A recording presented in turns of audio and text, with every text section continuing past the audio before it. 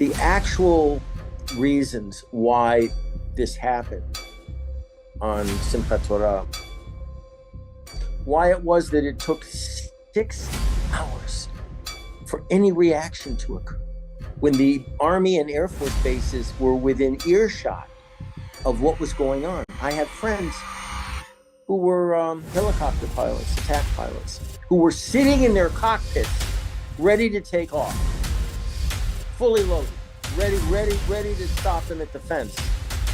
And they didn't get their orders for 6 hours. So we're all trying to make sense of what happened on October 7th, which is Shmini Atzeret.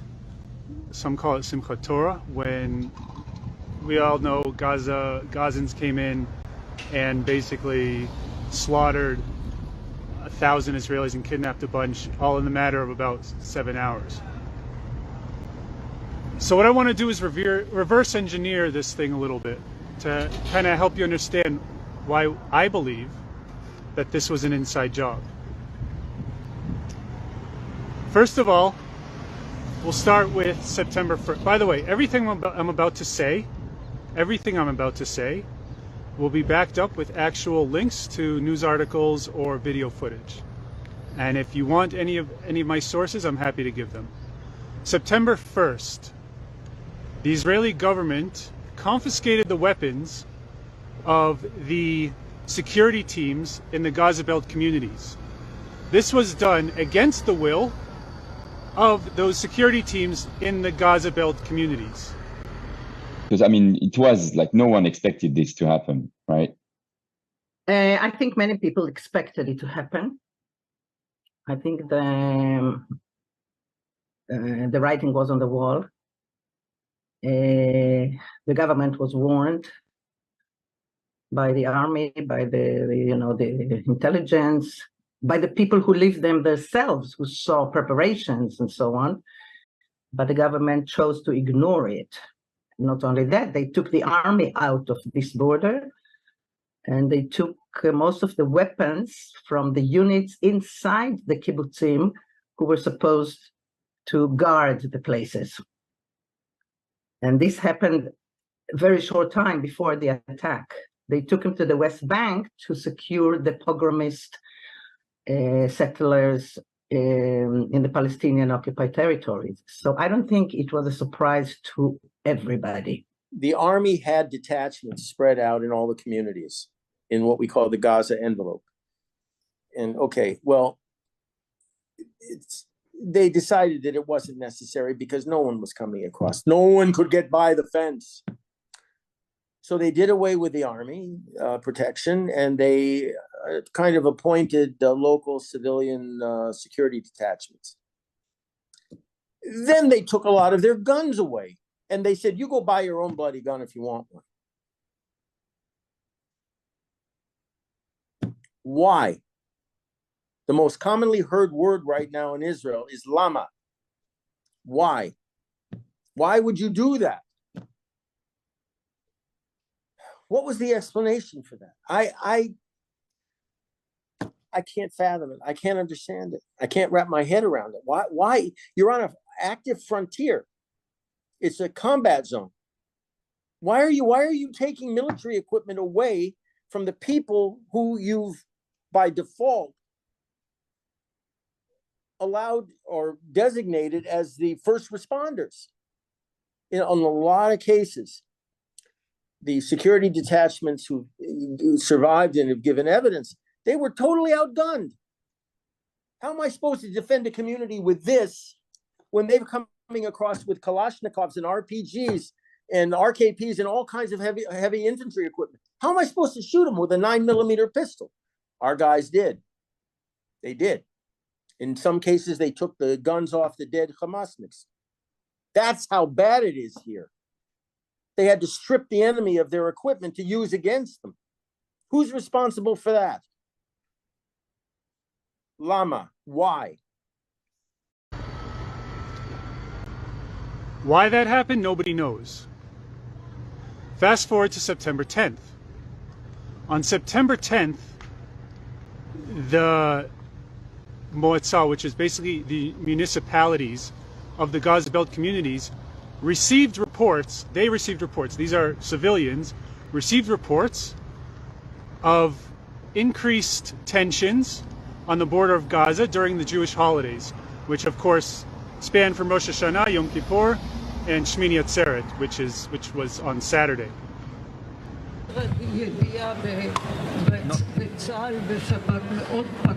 We were very hurt by the fact that the IDF did not know where were the scapegoats. They've warned us 3 weeks prior with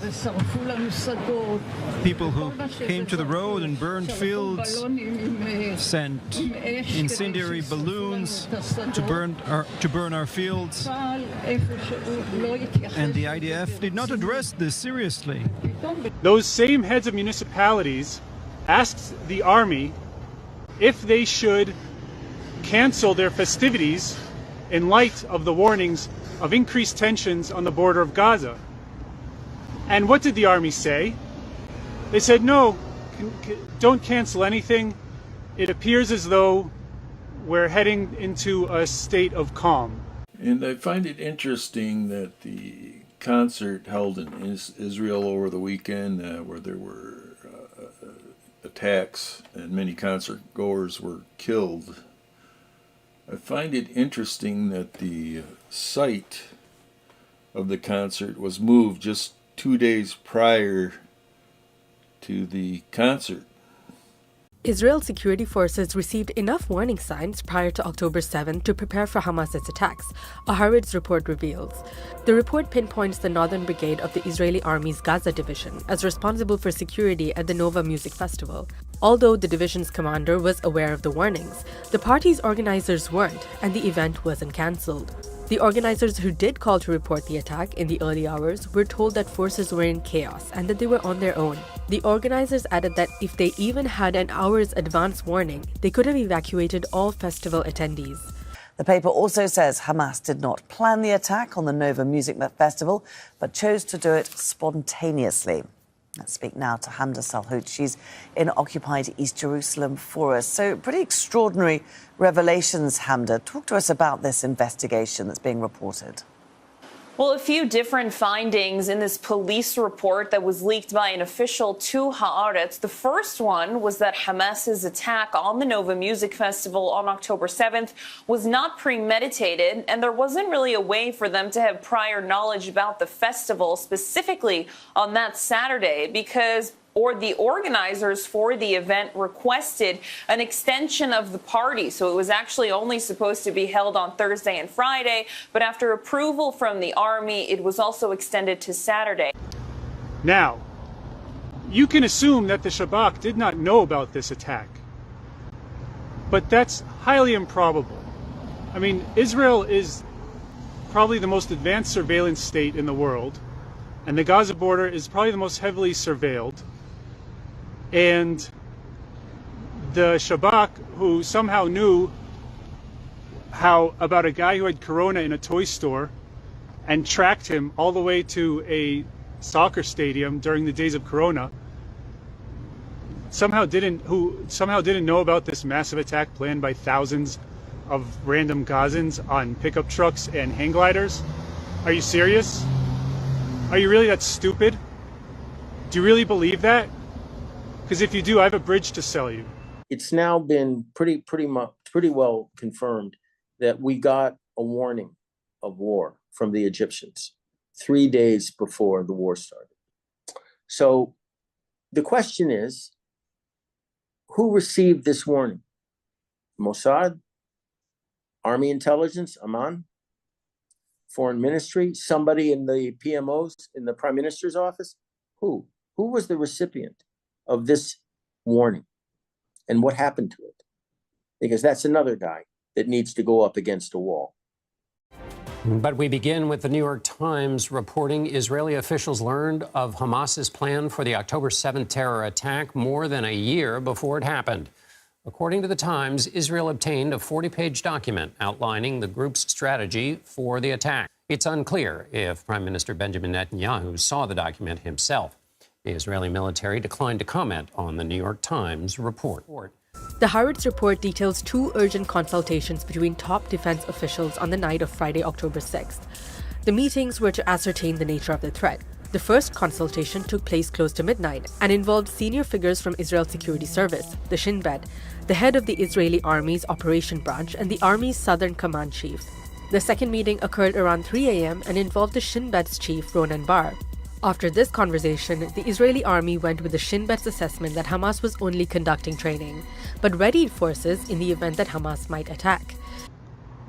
So then there's the theory that they're called in Hebrew Tatzpitanot, which is basically the command and control center. These are the people, mostly females, who who's tasked with observing the Gaza border fence. They say there's a theory that says that they were hacked, or that they conquered or that they blew it up before they could. They blew up the equipment that surveilled. Well, that's BS, because there's actual video footage that I'll also share with you of those same command control center operators reporting on the breach of the fence. The fence was breached in 15 different locations, and you want to tell me that the most highly advanced surveillance equipment on arguably any border in the world didn't pick that up, didn't report it? Well, they did, and it's documented. So don't believe that lie. So they hacked our communications. Did they? I don't know. They could have. But what I do know is that physically they destroyed enough, both to overcome the barrier and, get ready for this, alert people a couple kilometers away that they're coming across the border. They could hear it. They could see it. You don't need a sensor when you got 2 Mark I eyeballs. You could see them. There were phone calls, I've heard them, from soldiers saying, it's war. It's war. They're coming across in force. Send help now. Nothing. Nothing. Those weren't hacked. That communication wasn't hacked. And you mentioned your friend was a helicopter pilot, and he was sitting there listening to this for hours. The whole squadron was. So the reason why I'm asking these questions, because there's been quite a lot of talk from people that appear to be on our side from the ground, that are patriotic people, that suggest that this was more than just negligence, it was sabotage from within. Now, once thousands of Gazans on pickup trucks and hang gliders invaded Israel, which apparently nobody knew about, right? Okay, you believe that? Disturbing new evidence has emerged about what occurred on October 7 and who had advanced knowledge of what would be the biggest slaughter of Jews since the Holocaust. Earlier today, the government of Israel slammed 4 international media outlets, the New York Times, CNN, the Associated Press, and Reuters, over the conduct of 4 photojournalists in Gaza. Israel says these individuals had advanced knowledge of the attack by Hamas militants. There were photographers used by these outlets taking images as the attack was ongoing from the border area and including from inside Israel. Here we can see 2 of these photojournalists, not including the one who took the picture, clearly watching as an elderly Israeli woman is taken away. And footage has also emerged of a photographer holding a grenade on a motorbike, reportedly on the morning of the attack. Joining me now is author Rabbi Shmuley Bertaya. What were New York Times, CNN, Reuters, photojournalists doing on the Gaza-Israel border at 6:30 a.m. on a Saturday morning? Were they camping out? Were they barbecuing for their families? They need to explain how they were there taking pictures if they had no advanced knowledge. Which apparently no one knew about. They had 7 hours to kill everyone in their path, completely destroy kibbutzim. Not only that, take hostages back to Gaza, unscathed, unopposed.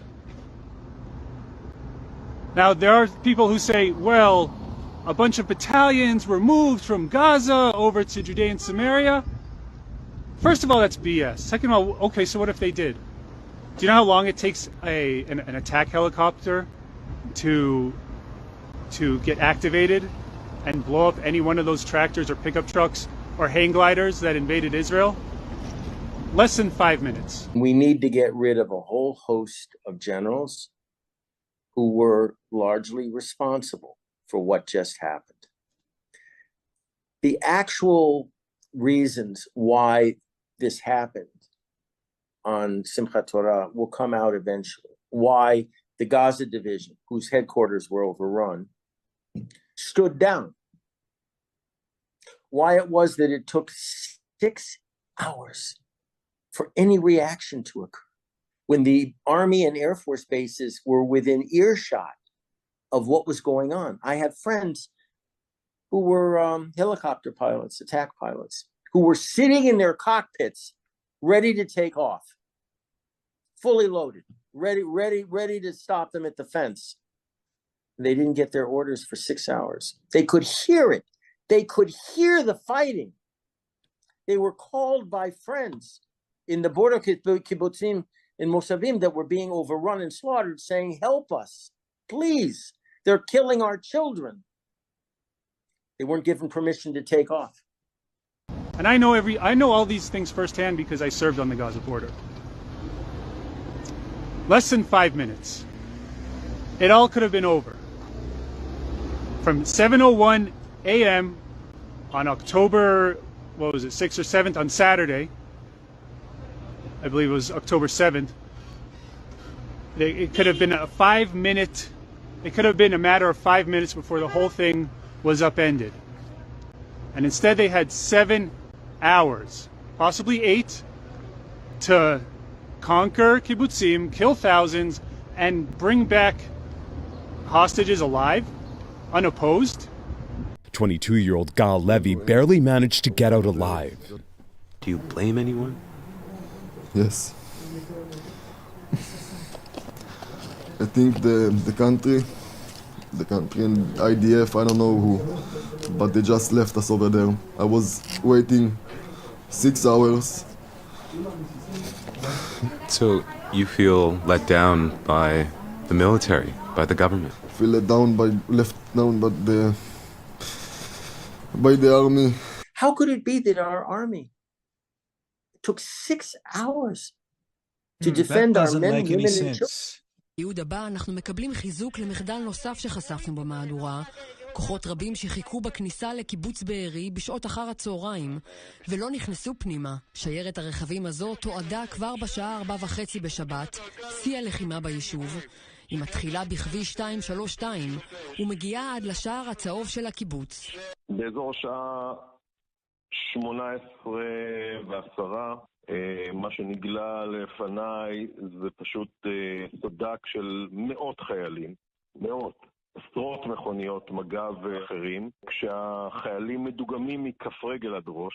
אני פניתי באופן אישי לכל קצין שראיתי, מרב סרן, ושאלתי אותו מי מנהל האירוע, מי מפקד האירוע, והוא אמר לי לא, אני רק מפקד על 5 האלה, ועברתי קצין אחר ואמר לי אני רק מפקד על 10 האלה, וכל אחד שאלתי אותו אבל מי מתכלל את כל האירוע, מי מפקד פה האירוע, אף אחד לא ידע. היה נראה כאוס פיקודי טוטלי, ואני אומר חבר'ה, אם נלחמים ושוחטים משפחות, חייבים להיכנס ואין עם מי לדבר. אנחנו יצאנו, עברתי בין כל החיילים וצעקתי מי חוזר לבארי, והלכתי לדבוקות.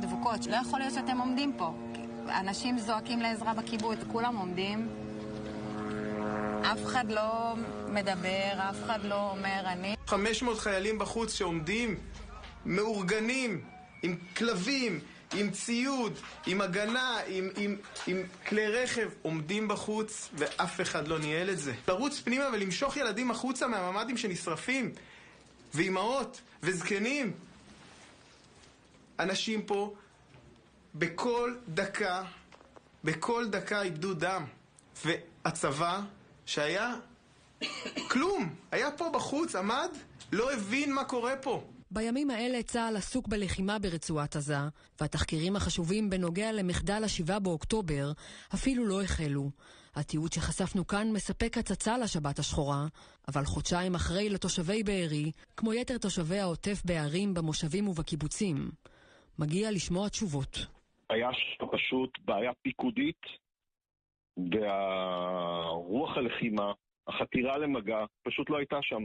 בזה זמנים ושעות שהיינו חייבים להציף את הקיבוץ בחיילים, נכנסו כוחות מאוד מאוד מצומצמים ומאוד קטנים. אז אם בפנים הייתה בעיה וכל היום נלחמנו לבד, ההפתעה שלנו עוד הייתה עוד יותר גדולה כשיצאנו החוצה. And there's many people that say, oh, well, this was just a breach. No, that's not a breach. I'm sorry, that's not a fucking breach. That's an inside job.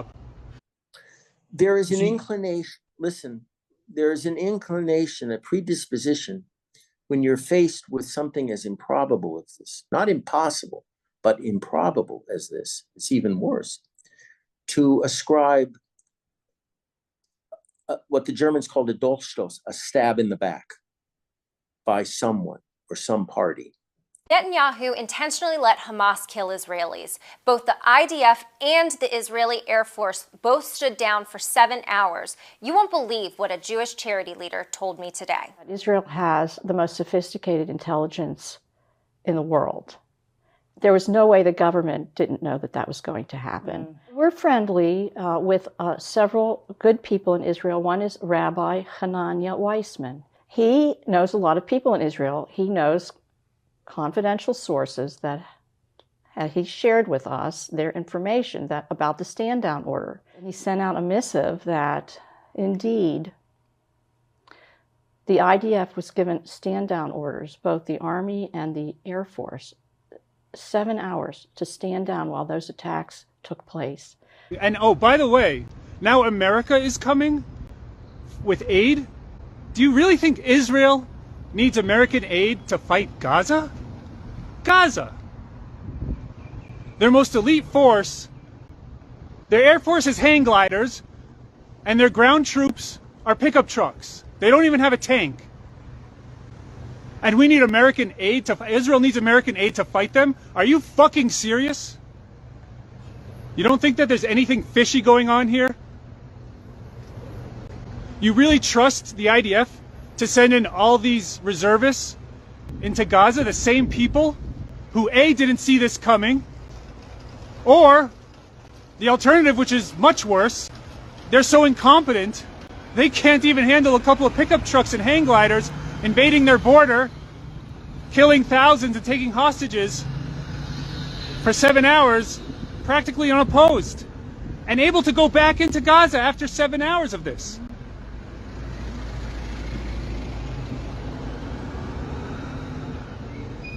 And the government now is threatening to arrest people like me, who are criticizing the government's past behavior, performance, and are accusing the government of being responsible for October 7th.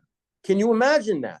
Me accusing the government of being responsible for the largest murder of Jews since the Khurban.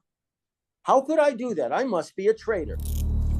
Jonathan Pollard, a U.S. Navy intelligence analyst, was arrested and charged with spying. Pollard, a civilian Navy counter-terrorist expert, reportedly passed information to Pollard had been spying for a year and a half.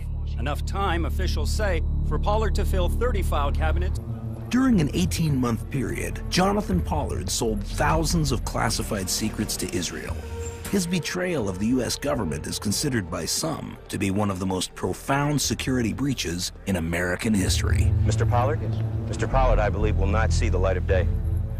Others argued that Pollard was unjustly sentenced, not because he spied, but because he spied for Israel. ביבי נתניהו שלום. אנחנו נמצאים בשבי החמאס 23 ימים.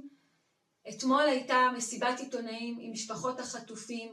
אנחנו יודעים שהייתה אמורה להיות הפסקת אש, היית אמור לשחרר את כולנו, התחייבת לשחרר את כולנו, ובמקום זה אנחנו נושאים במחדל הפוליטי, ביטחוני, צבאי, מדיני שלך, בגלל הפשע הזאת שעשית ב7 לאוקטובר, בגלל שלא היה צבא שם, אף אחד לא הגיע, אף אחד לא שמר עלינו, ואנחנו אזרחים תמימים, אזרחים שמשלמים מיסים למדינת ישראל, נמצאים בשבי, בתנאים לא תנאים. אתה הורג אותנו, אתה תהרוג, אתה רוצה להרוג את כולנו, אתה רוצה עם צה"ל להרוג את כולנו, לא מספיק טבחת בכולם, לא מספיק אזרחים ישראלים נהרגו, שחרר אותנו עכשיו, שחרר את האזרחים שלהם, שחרר את האסירים שלהם, שחרר אותנו, שחרר את כולנו, תן לנו לחזור למשפחות שלנו עכשיו! זה תודעה של נכבה, או שזה משהו זמני? יהיה להם לאן לחזור? אנחנו עכשיו מגלגלים בעצם את נכבת עזה, אם תרצה, נכבת עזה. מקדמים. זו נכבת עזה. כובשים, מגרשים ומתיישבים. כובשים ומגרשים ומתיישבים. שמעת ביבי? כובשים ומגרשים ומתיישבים. יושב ראש הקהילה של בית חלומי, תודה רבה לך.